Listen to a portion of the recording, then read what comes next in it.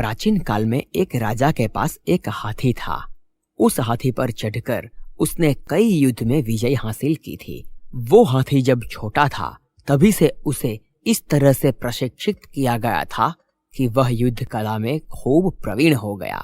युद्ध में सेना के आगे चलते हुए यह पर्वत सा हाथी जब गुस्से में चिंगारता हुआ दुश्मन सेना में घूमता था तो दुश्मनों के छक्के छूट जाते थे। इस तरह इस बलवान हाथी की कीर्ति चारों दिशाओं में फैली हुई थी। लेकिन जवानी ज्यादा नहीं टिकती, वो तो जाएगी ही। धीरे धीरे समय के साथ वृद्धावस्था की ओर बढ़ने लगा। उसकी चमड़ी ढीली हो गई, उसकी जवानी का जोश और पराक्रम चला गया। अब उसे केवल हाथीशाला में ही रखा जाने लगा। उसका महत्व धीरे धीरे कम होने के कारण उसका पहले जैसा ध्यान नहीं रखा जाता था। उसे मिलने वाले खाने में भी कमी कर दी गई थी।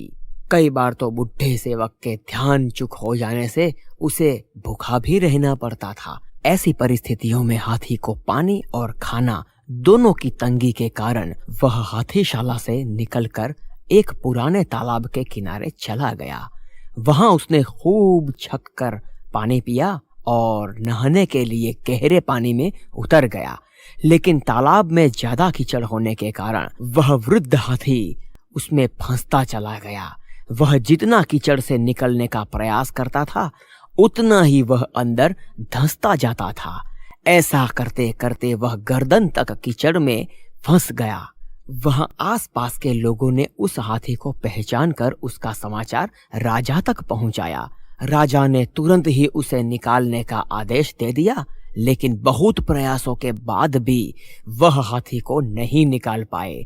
सभी उसे मौत के मुंह में जाते हुए देखने को विवश थे।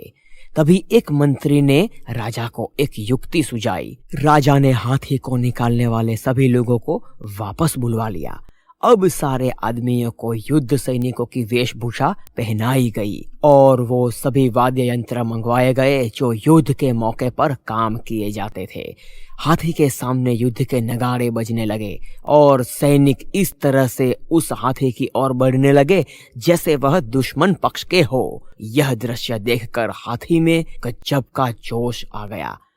उसने जोर से चिंगार लगाई और दुश्मन पर हमला करने के लिए अपनी पूरी ताकत का इस्तेमाल करते हुए कीचड़ को रौंदते हुए तालाब के किनारे पहुंच गया और दुश्मनों पर हमला करने के लिए दौड़ने लगा। आखिरकार उसे नियंत्रित कर लिया गया। इस तरह वह हाथी अपने मनोबल के कारण अपनी जान बचा पाया।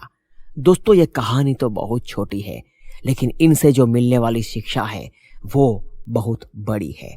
जिसका मनोबल जाग जाए तो वह कमजोर हो, असहाय हो या गरीब हो, कैसी भी परिस्थितियां उनके सामने हो, लेकिन अगर मनोबल एक बार मजबूत हो गया तो इंसान कुछ भी कर सकता है। असंभव दिखने वाले कार्य भी चुटकियों में आदमी पूरा कर सकता है।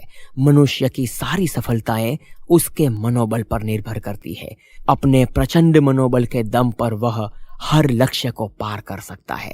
इसलिए हमें कभी भी अपना मनोबल कमजोर नहीं पड़ने देना चाहिए।